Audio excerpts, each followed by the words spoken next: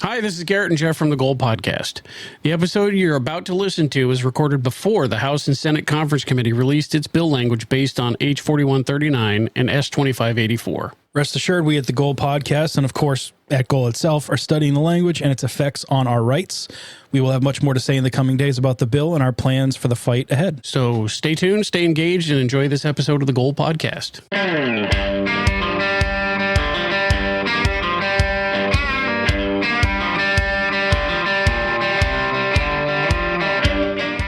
Hello and welcome to the Gold Podcast, news and commentary from Gun Owners Action League, your leading voice for the Massachusetts gun owner.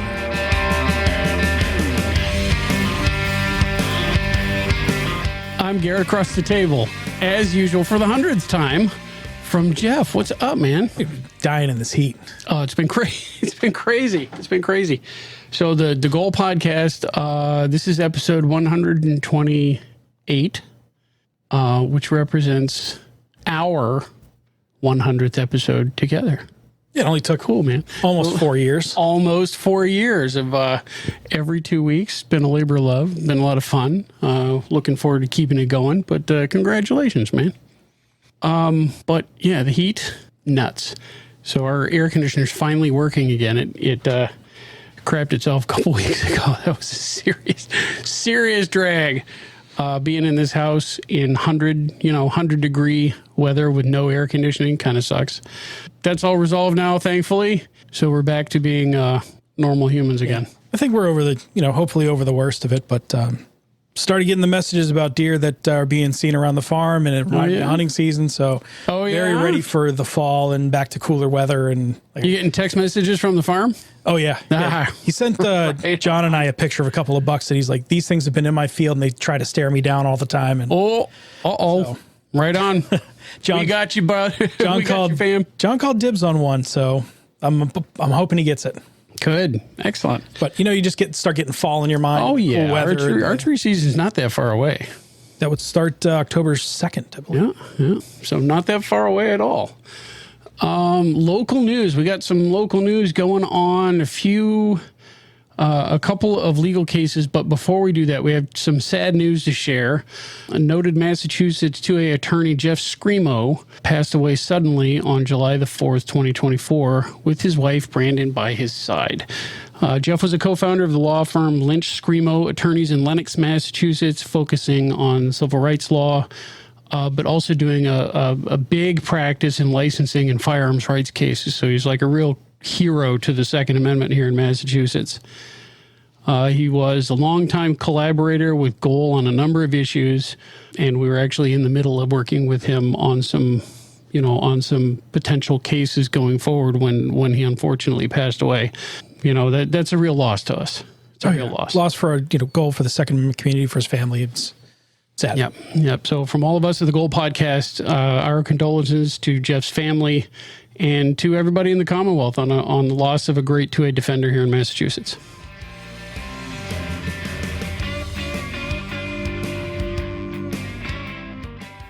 So the legal cases that we've been following, local legal cases, yeah. So we talked about this a while back. Commonwealth v. Donnell.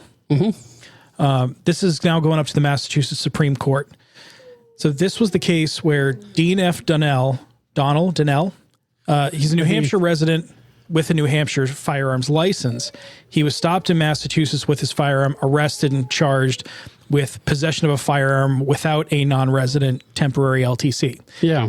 His attorney had filed a motion to dismiss on the grounds that the Massachusetts licensing scheme violated his client's Second Amendment rights. And surprisingly, Massachusetts Superior Court Judge John Coffey, just like the guy from the Green Mile, applying the Bruin test from 2022, agreed, and the case was dismissed.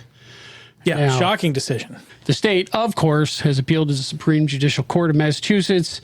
That same, respectable and august body that bent over backward to declare stun guns as firearms so that they could uphold the conviction of a woman who was trying to protect herself from an abuser. Remember that. So in my mind, it's not really hard to imagine what the SJC is going to do with this case. But however, Goal's working on amicus brief we're working with Second Amendment law firms to file an amicus brief on behalf of the defendant.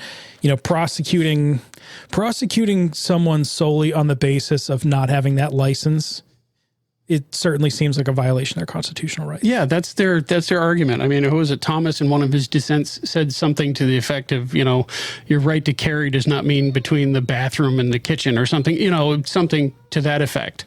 And Massachusetts having no reciprocity with any other state. Right. So even states that meet all of the Massachusetts guidelines, they refuse to accept any other licensing from any other jurisdiction. Exactly. And the non-resident license, I mean, as you know better than anybody, is not all that easy to get, So, yeah, there's certainly a lot of constitutional arguments you can make, not only Second Amendment, but, as far as how things apply broadly state to state. Yeah, for sure. So after the Supreme Judicial Court handles that, then I guess we'll see about, the next step. In another case, Stokinger versus Arms List has been dismissed. This one's been kind of in the mist because it's an older case. It started way back in 2016 when Boston Police Department Officer Kurt Stokinger was shot by a felon in possession of a handgun. Okay, on duty. He was shot in the line of duty by a felon in possession of a handgun. The gun in question had, at some point in its history, been sold via Arms List, but eventually somehow made its way into the hand of the felon who did the shooting, Grant Headley. Officer Stokinger, along with his, attorneys and various amici by Everytown and Gabby Giffords and all the rest of them, filed various claims against the shooter, the gun seller, and Arms List. The latter alleging that Arms List negligently enabled the sale of guns to a supposed gun trafficking organization and, quote, created an online marketplace that allows people to buy guns they would otherwise be prohibited from possessing. So he's alleging that Arms List sold the gun and that person sold it to somebody else, but that's somehow Arms List's fault. Yeah, there's no provision in Massachusetts firearms law that says, the rules apply to everyone except for Arms List. Yeah. Yeah. Sales have to go a certain way. Well, except for online sales, then you get to do whatever you want. It's crazy reasoning. So ridiculous. It's crazy reasoning. So Arms List moved to have the case against him dismissed, arguing, simply that the Federal District Court of New Hampshire doesn't have the jurisdiction to hear the claim. So Judge Paul Barbadoro, I think it's Barbadoro, agreed, and the case against Arms List was dismissed on July 15, 2024. So I did read the decision, and I read some of the case documents going back. I love this one. This is a point that comes up. The plaintiff, Mr. Stokinger, was trying to argue for jurisdiction in New Hampshire, right? That's why it was heard in New Hampshire. The argument for that was that Arms List specifically targeted New Hampshire for its illegal and immoral gun sales because the website has a filter that allows you to choose listings for specific states. Wait, So you go to armslist.com, yep, and it says you want to look for gun listings. You say, great. Where would you like to look? In my state of residence? California, New Hampshire. But since there's a drop down that says New Hampshire, Arms List is specifically targeting New Hampshire for these illegal gun sales. I've heard some freaky, messed up rationalizations for legal cases before, but this is like, excuse me? That's the stuff I look at. I go, how did that get filed? And a judge look at that and go, yeah, we definitely need to. Yeah, right. Definitely. I just like I guess the lawyer's doing what the lawyer does, but what self-respecting attorney looks at something like that and goes, oh yeah, that's a good argument. Let's go with that. Yeah. So probably just a money grab and say, hey, hopefully Arms List comes to the table with a check and. So you're hearing the whining. We have a dog under the table who's being a little vocal this evening. But yeah, it's nonsense. It's nonsense. So that case, that's been dismissed. Arms List is off the hook. I don't know what the outcome or the disposition of the other aspects of this case are. I guess those are still pending. But Arms List. To pick on Arms List for something like this is kind of stupid. You don't sue the car manufacturer if somebody sells their car to somebody else and that person does something stupid with it. Yeah. If I sold, it's ridiculous. Yeah. If I sold my car on Auto Trader and the person that bought it sold it to someone who sold it to someone who had, gotten a DUI accident. Yeah. It's not Auto Trader's fault. It's not Auto Trader's fault. Exactly. But,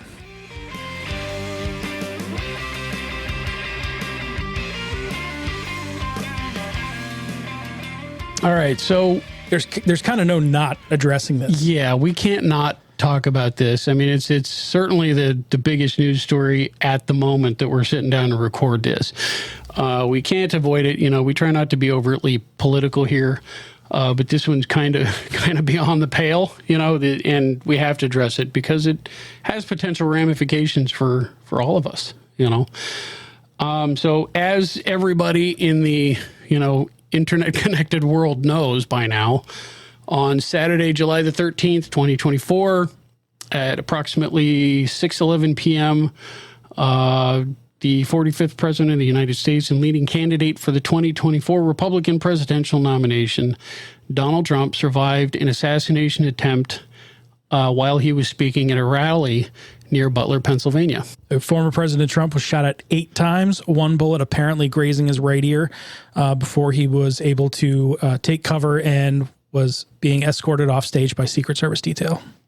2 spectators sitting in the stands near Trump were also critically injured, and sadly, former fire department chief 50-year-old Corey Comparator was killed by the shooter. The perpetrator of the attempt, a 20-year-old male who was on the roof of a building at approximately 140 to 150 yards from the stage, was shot and killed by Secret Service counter-assault team that was covering the event. Trump was taken to a local hospital. He was treated for minor gunshot injury to his ear, and then he was released that same evening. So there it is. Those are the basic facts of the case. The investigation is still very much ongoing. It's still very hot as of this recording because it's only a couple of days out. As of this moment, there's no indication of what the perpetrator's motive was, if he had any motive at all. I would argue that it doesn't really matter what his motivation was, but I guess that's a different argument. In the immediate aftermath, there was an outpouring of support for the well-being of the former president, even among his political rivals. Most of them stood up and said, we condemn political violence. We're glad that he's okay. We're glad that it wasn't worse. Feelings for the families of those victims that were affected. Joe Biden spoke a number of times professing a message of unity in American politics. Unfortunately, however, there have been a number of pretty high-profile people on social media, including a now former field director for Democrat Representative Benny Thompson, who expressed sadness that the attempt was unsuccessful. Yeah. Kind of disgusting to me. There are corners of the internets. Yeah. And certain, some news story came out that one of the guys in Tenacious D made a joke about it on stage, and that actually caused Tenacious D to break up. Actually, a little bit of respect to Jack Black on that one. He's like, we're not, Jack Black is not one of us. Everything's on hold. Yeah, but he's like, no, I'm not going to be associated with that kind of stuff. So there are some people that are making some rather crass jokes. I don't know. It's like the ongoing curse of social media, right? You say just the first thing that pops into your head, if it's going to get likes or clicks or, laughs or whatever. And, you end up saying really stupid and insensitive stuff. So, yeah, those are the things that, might be a joke within a very small circle of people who know you well enough to know that you're kidding. Right, yeah, but in such a public forum or in such a public way. Yeah. Yeah. It's not the place for that. I mean, within your small units, you can get pretty crass and, and people do, and that's whatever, because like you said, people are joking, but in a public forum, especially somebody with a platform like a politician or a news anchor or something like that, do people take that seriously? And I think they have a right to. It is what it is. There's a lot of speculation, a lot of news stories. There's a lot of, this person heard from this person, heard from that person. So it's hard to say, what for sure an investigation will ultimately read out as the factual details of the whole day. Right. I think it's sad, but probably not surprising at this point how quickly I think Secret Service leadership went to making excuses instead of taking responsibility. To my ear, that sounds like an ongoing leadership issue. I have my doubts that this was a one-time lapse in security. Probably more likely this was the first time a significant security lapse coincided with a significant security threat.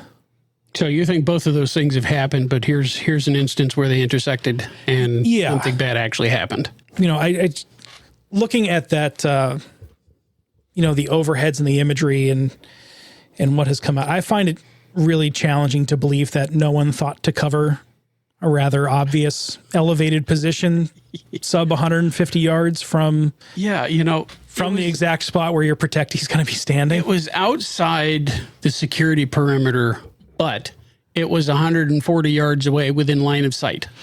Yeah, so typically for those, they set up layers of security, and it appears that the Secret Service had the interior layer, that was their responsibility, and then kind of those further out layers, that those tasks were being delegated to various law enforcement departments. So there was the Secret Service was involved, and then another law enforcement arm, or like a security branch of Department of Homeland Security was involved, and then also the county sheriff's department. County sheriffs, local officers.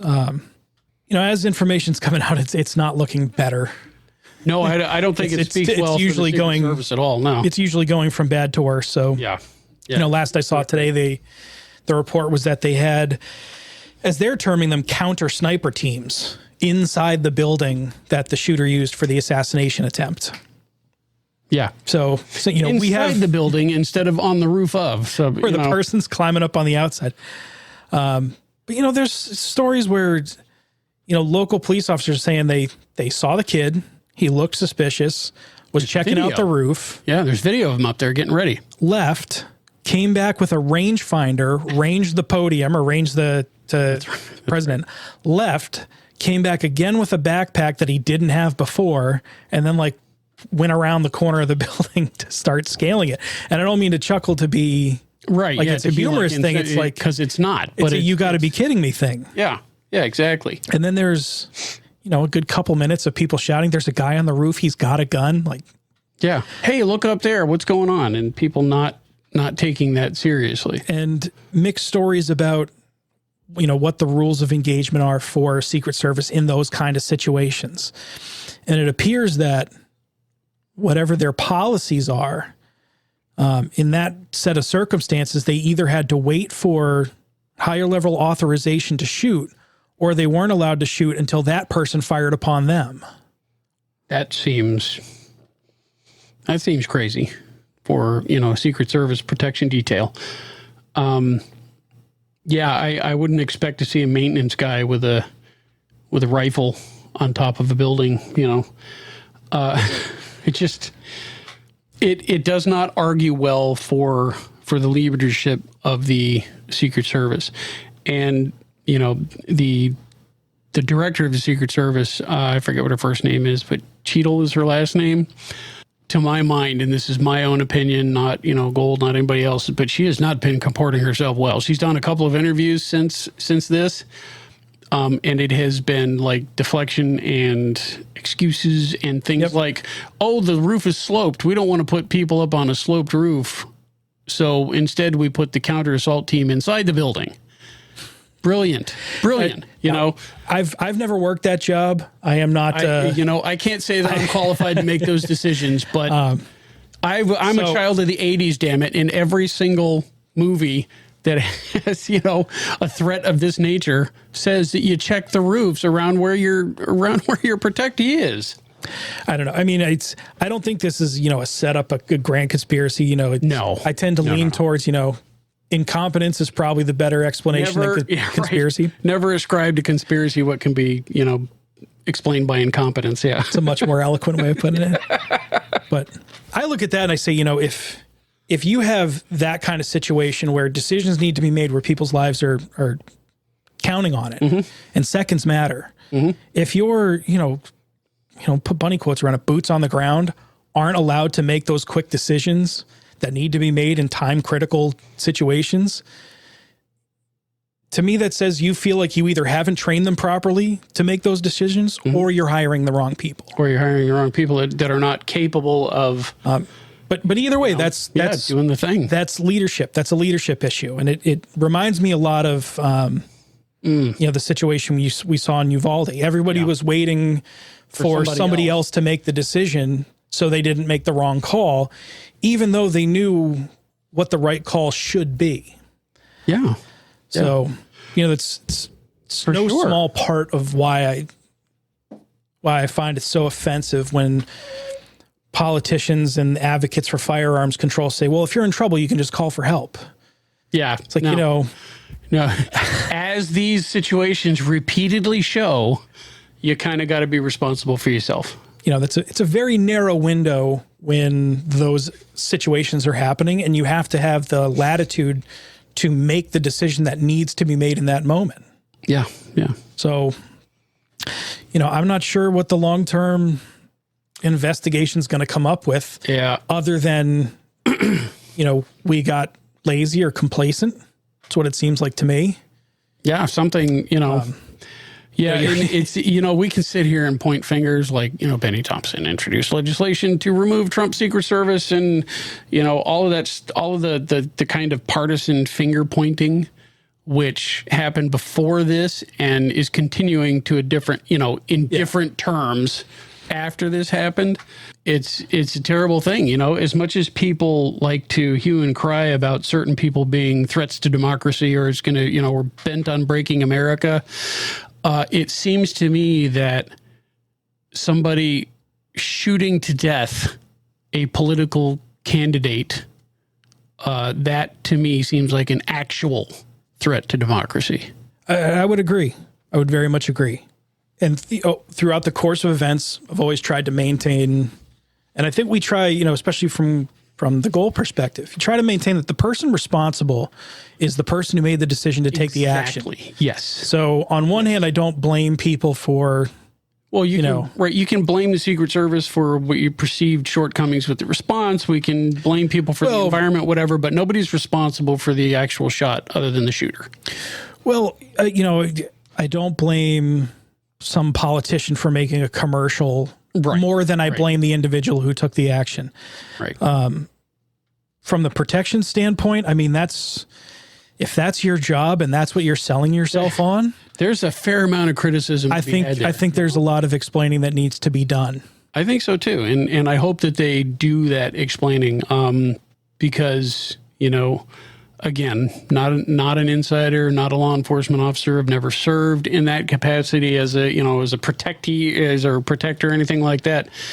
But as an outsider, I look at that and I go, that doesn't look right. That doesn't look right either. There's just a number of things that don't seem to match up with what I would consider to be a competent response. So, former President Trump is okay. He, like we said, he was treated and released the same day. He's released a couple of statements saying basically he's fine. He did take a bullet through the upper part of his right ear, which to me, that's an awful lot like being shot in the head. I'm not going to lie. That is sheer dumb luck that his head turned that couple of degrees. Yeah. In that split second where that shot went off. He would have caught that bullet in his brainstem. Oh, yeah. Yeah. That was no question he'd be dead right now. That was going to be a lethal shot. Yep. Yeah. There's no denying that. And, all the stuff about, is teleprompter glass or none of that stuff matters. Even if it was, he got freaking shot at, and that's a life-changing thing. There's actually, there's a photo that a journalist caught. And it appears they actually caught a little bit of the vapor trail going by his head. In flight. It's insane. All right, so he's okay. The investigation is ongoing. It's going to be a huge thing going forward. We know it is. It's going to be a huge thing for the Republican, I wouldn't expect a report on this for probably 2 years. Oh, it's going to be, they got to go way deep. As of, the last thing I heard was like the FBI was trying to jailbreak his phone because they don't know what his motivation is. He didn't leave behind like a manifesto or anything else.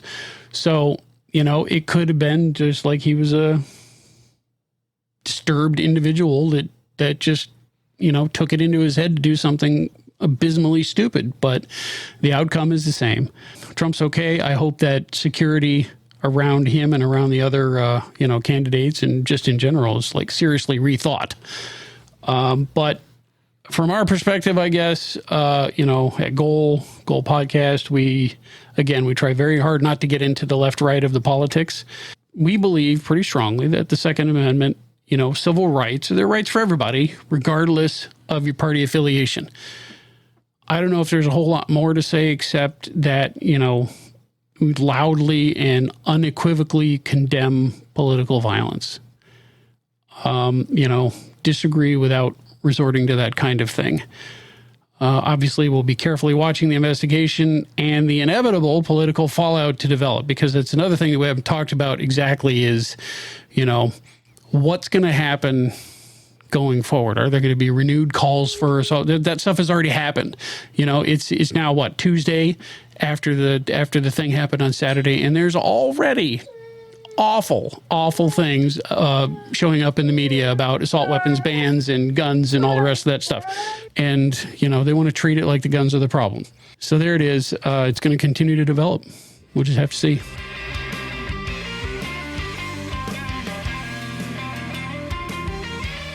So in other news, also as the RNC is underway this week, there was an interesting story broken by the founder of the Reload, Stephen Gutowski. So the GOP had released its first official update to the party platform in about 8 years. 16-page document conspicuously leaves mention of gun rights policy off the list. Yeah, interesting.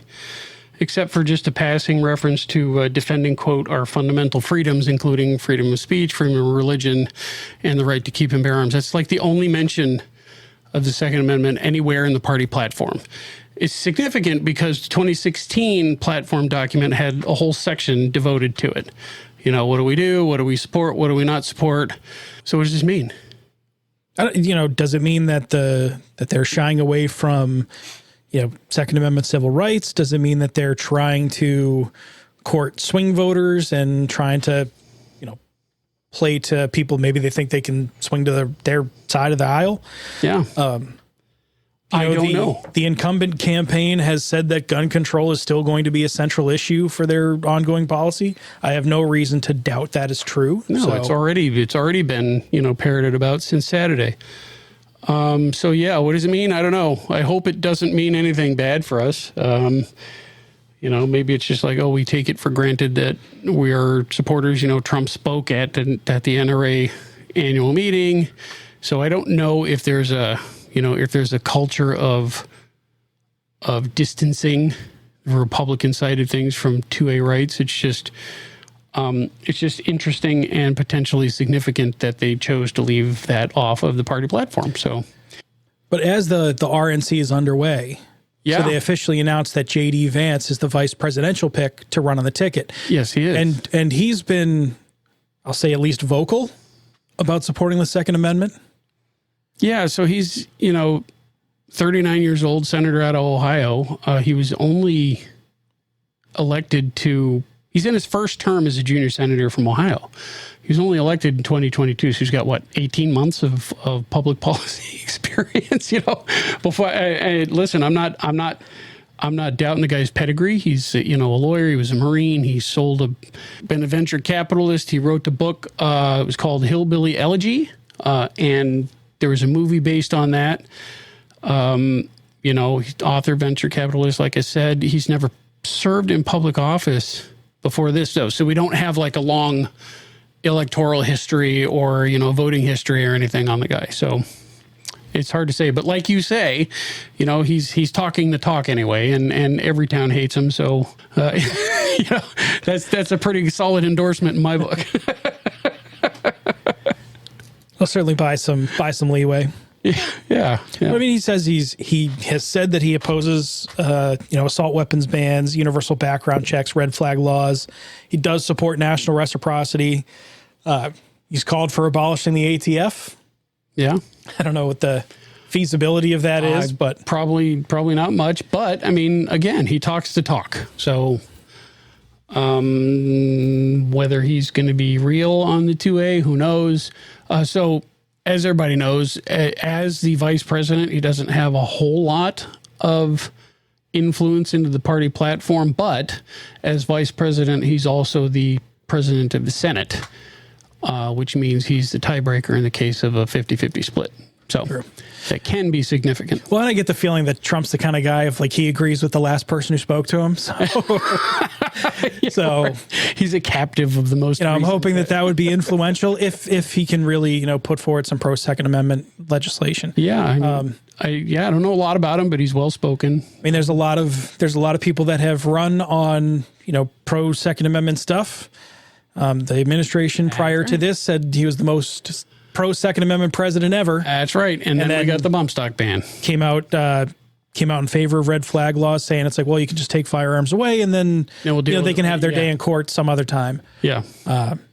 Not a pro 2A stance. And went on, the thing about the bump stock ban and really pushed the whole redefining laws and stuff into the normal pattern of behavior for regulatory agencies. So,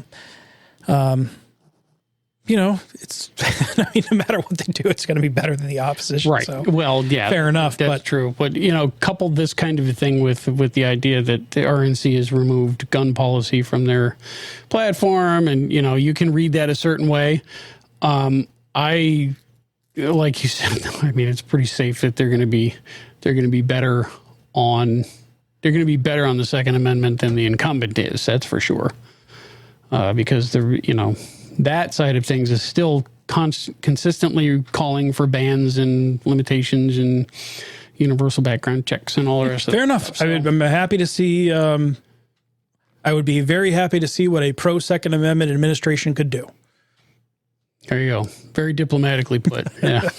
So the RNC, like you alluded to, is underway right now. The Republican National Convention is happening as we record this in Milwaukee, Wisconsin. It'll be over by the time this airs. But in the first day, J.D. Vance was nominated by acclamation. He wasn't actually the delegates' first choice, but when Trump picked him, then it was, hey, he's our guy. So, but Trump himself, within like minutes of opening the convention, he gained enough delegates to clinch the nomination. So, it wasn't even close. Everybody knew it wouldn't be. He was just going through the motions at that point. Donald Trump is interestingly, the first Republican candidate to be nominated 3 consecutive times. So to be the party's nominee. Yeah. Interestingly. So Trump ultimately garnered 2,387 delegates, or 98.23% of the vote. That's a pretty solid margin. Pretty hard to vote against a guy who just took a bullet. Well, yeah, there is that too. Nikki Haley got a couple of votes, and there's a few others, but this was always going to be Trump show, and that was set before any of this even started. The Democratic National Convention, which I plan to pay close attention to because of their party platform on the Second Amendment, is scheduled to take place in Chicago from August 19th to 24th. So I'll be watching for that. It's traditional for the incumbent party to have their national convention last, I guess, just so that they can respond to everything that the evil upstarts say. Who knows what the hell? It's traditional. It's traditional. If the roles had been reversed in the RNC, but they will probably be talking policy on firearms, Second Amendment, what they're going to go for. Undoubtedly. Certainly some discussion about the Supreme Court. So that'll be worth watching just to see, hey, what's going to be potentially coming down the road in the next 4 years. Yeah, this is no joke. It's no joke, and people are like, every election is the most important election in history, but there's no joke here. This whoever is elected president in November is likely to have a pretty strong influence on the Supreme Court coming forward, federal judges. Those long-term, lifetime appointments are the kind of thing that get me interested, because federal judges is a big deal. That's no joke. So there it is. We keep an eye on things, and and I'm sure we'll be talking more about it. And, apropos of selecting federal judges and what all that means, so the NRA corruption trial phase 2 is happening in New York. So, that's right. The NRA was found liable for not, managing its members' assets in a civil corruption trial that concluded in February. Next phase of the trial started July 15th. Yep, and it's ongoing now. Is meant to set the non-monetary remedies for the outcome of that trial. So New York Judge Joel Cohen has set aside 2 weeks for the process. Letitia James and all of her fabulous glory is going to ride in on her broomstick. Yeah. She's totally pursuing this in good faith, right? Totally. It was her 2020 campaign promise. Yeah, right. She asked for the court to assign an independent monitor to oversee the NRA operations for the next 3 years. Of course she has. That's what she really wants. And to bar Wayne LaPierre from ever leading the NRA or its affiliates again, which, he's freaking retired. He's not coming back. He's not going to be leading anything ever again. But they need the Zampolit. Yeah, right. Exactly. They need the political officer. Precisely. To be able to monitor, watch all of their books, and, of course, report back to Miss James herself. Yeah, and what a lot of people don't actually talk very much about is, I know, and those of us who pay attention to this stuff know that gun people in general are not people who like to have their information, known. The NRA is famously pretty protective of its membership lists for that reason. And the post office knows who they. Sure, the post office does, but you say that mail doesn't show up out of nowhere. The NRA, and with good reason, NRA members tend to be pretty protective, and they're not the sort of people who will enjoy having, a New York State political appointee writing herd over everything. And I think that could have a serious detrimental effect on membership just by itself. Well, there's no way they don't report. I don't trust that they would oversee themselves. Oh, no, of course not. Grab data that they shouldn't be grabbing or sending it to places they shouldn't be sending. Yeah, it was was it the New York Times or I don't know if it wasn't them. But, we live in a world where there's a history of newspapers doxing gun owners by, publishing the places where they live and things like that. Rightfully, nobody trusts people to do right by gun owners and their information. Now, ex-NRA CFO Woody Phillips was removed from the trial's second phase after making a deal that bars him from holding fiduciary positions in any New York nonprofit for 10 years. So, he's effectively retired. So he's actually retired. Yeah, so he's actually retired. So this was the plea deal that I think it was a few days ago, whatever, got him pulled out of the case. So whatever, he's out. Everybody knew he was going to be out. So the big takeaway from all this stuff is whether or not there's going to be some, like you said, political officer who has to pass on the NRA's every decision, because that would suck, and that's seriously detrimental to the organization. Yeah, especially as, now they have an opportunity to, be flexible, be mobile. Yeah. Innovate and get back to the business of what they need to be doing. Mm-hmm. It would just be infinitely harder, again, to put this whole bureaucratic machine on top of it that they now have to navigate and work around. Every decision has to be second guessed and through the lens of whatever politics this overseer has. And, the NRA right now is, whether you believe it's being done in good faith or not, the NRA right now is trying to adjust course. With the recent elections, we had Jim on to talk about it. And that's the kind of thing that would be seriously hampered by having that happen. So I don't know. Which speaks to why they're pushing it so hard. Of course. Yeah, Letitia James doesn't want the NRA run well. She wants it to not exist. And membership, reportedly dropped to 3.8 million in 2023, which would be significant. About a 400,000 member drop from the previous year.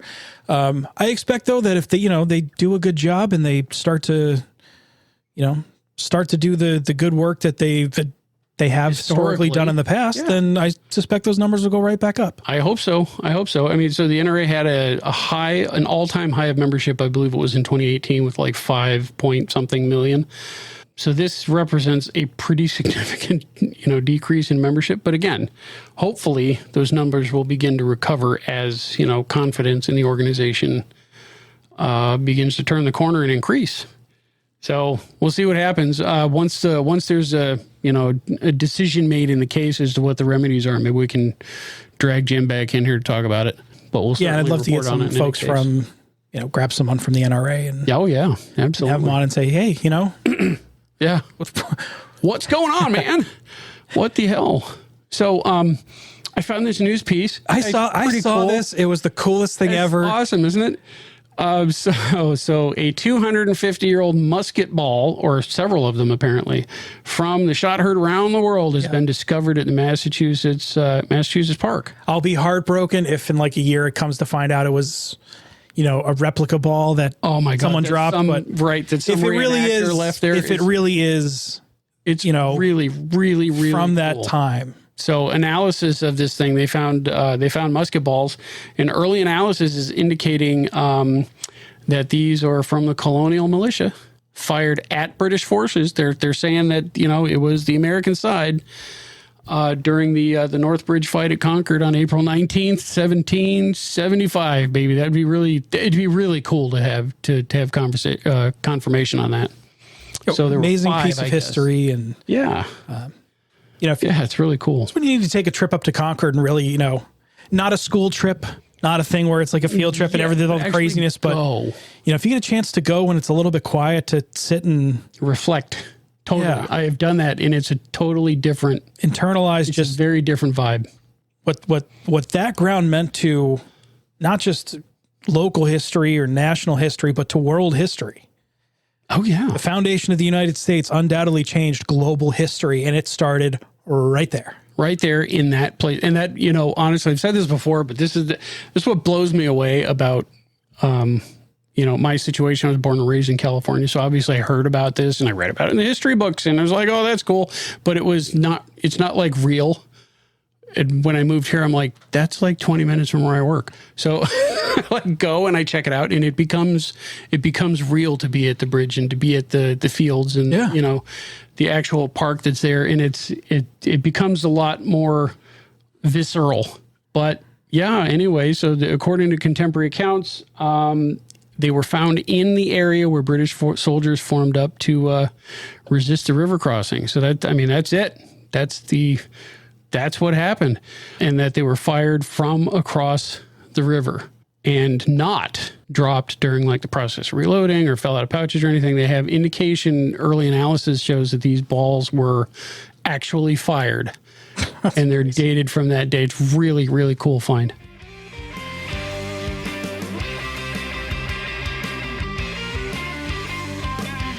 All right, so trying something a little new. Maybe this will become a thing. So I wanted to ask you, I've already prepared for this, but I'm going to put you on the spot, but I think you'll do fine because, you're a smart dude and you do this stuff anyway. I thought that we might finish up the episode just quickly by talking about something that we have consumed, either like, a piece of gear that you bought, a book you read, TV show, movie, podcast, whatever. What have you done since the last time we got together that you think would be cool to recommend or not recommend or whatever to the people that listen to us. So this time, since I'm putting you on the spot, I'll go first. I finished reading a book called Firepower, How Weapons Shaped Warfare by Paul Lockhart. The book was published in 2021.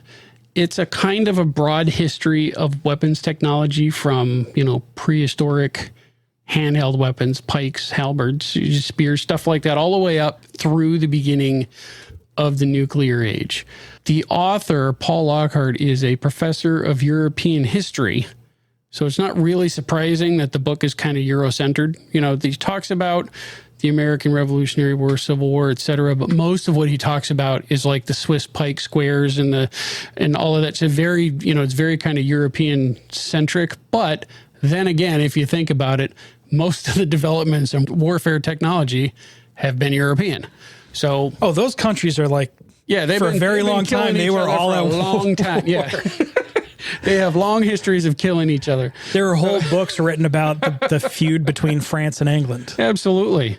So the book talks about like not only the weapons themselves, the technology of the weapons, but the impact that they had on military tactics, right? So unit tactics with pikes and spears, swords, is going to be a lot different than unit tactics when you're talking about rifles and tanks and airplanes. But just even bows and arrows. Sure, yeah. So, you know, he does a pretty good job of presenting the idea that tactics and even strategies tend to lag technology a little bit, right? Because leaders have to figure out how to use this cool new thing.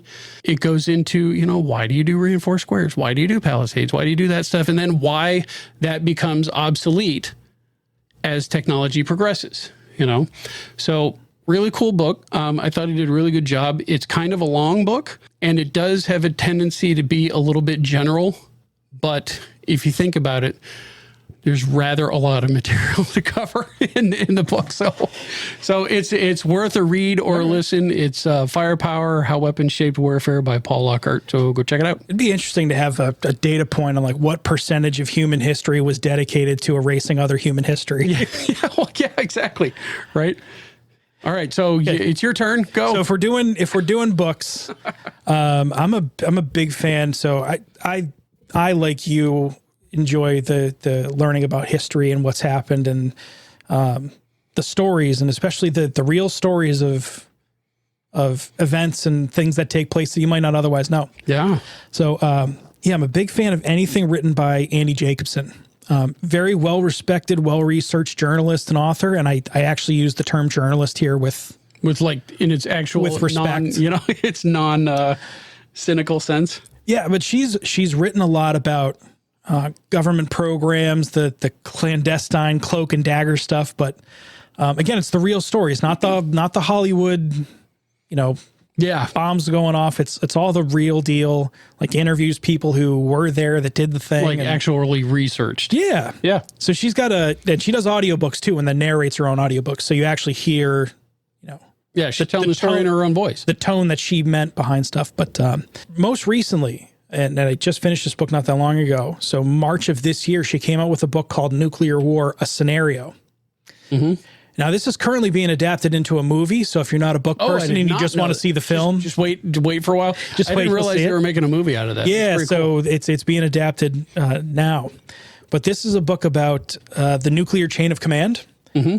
And how that whole process works. And it doesn't get into, classified details of here's how many digits the code is, and then here's where this thing is. Right. It's a broad overlook of, how does this chain of command work? Who gives the order to whom, and then how do they disperse it? And how does our nuclear command and control work? Yeah, because when you watch, you see the president, there's the guy with the football, the big bag. Sure. So they talk about, what is in there and what. And she... part of the reason it's being adapted into a movie is she writes about it all under the pretext of this fictional narrative of which makes it actually interesting. Of a nuclear launch by a foreign adversary and what that would look like. It's certainly not for young audiences. I mean, she goes into somewhat uncomfortable detail of the devastation of. Well, it's real, of what a nuclear blast would do. Mm-hmm. Partly because, and she talks about it, it's like the U.S. really actually studied these things. Oh, yeah. And tested things and actually blew shit up. And, and things that were alive ended up not alive. Yeah. Like it's very real. So, there's a little bit of a scary vibe to it when you realize, just how much power is out there in the world. And, and it may be, maybe you find it informative when you think about which person you want to have that sort of authority. And whose finger do you want on the button? Not just that, but the circumstances. So without giving too much of the book away, it's like, how are they going to react when you receive this thing? You have 6 minutes to make a decision that will change world history. Yeah. The globe will be different based on the decision you make. Before we're back from commercial break. So I like her. She has a good narrative style. It's accessible because you can write a book about all the technical stuff. And honestly, I'd probably find that interesting too, just because I'm a nerd. But it's harder to listen to stuff that says, and then this, and then this, and then this, but framed as like a narrative like she does. I think it makes it a lot more accessible and it's a fun read. Yeah, and incredibly well researched. She does amazing interviews with, I don't know how she gets these interviews with these people, but she's got that gift, I guess. So it's so there you go. Really, really interesting. I think she's a fantastic author. So yeah, if you're into hard copy books, they're great to have. If you do the audiobook thing, hey, take it for a chunk here and there. There you go. Right on. So that was, what is it? Nuclear War Scenario by Annie Jacobson. Annie Jacobson. Right on. All right, cool. So we'll see if we can do that again next episode and see how it shakes out. In the meantime, though, that's going to do it for today. Thank you for listening in. Be sure to subscribe to the Goal Podcast and check us out on Facebook at facebook.com/Goal Podcast MA, on YouTube at the Goal Podcast, or on Twitter at Goal Update.